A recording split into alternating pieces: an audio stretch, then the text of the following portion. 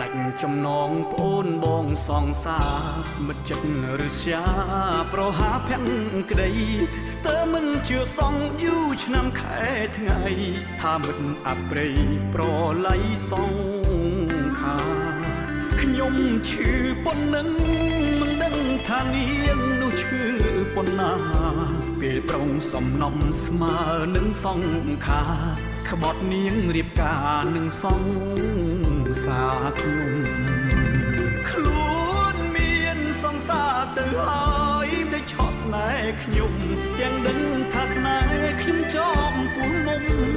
ទំហំស្នេហ៍ធំប៉ុនផ្ទៃសាគោ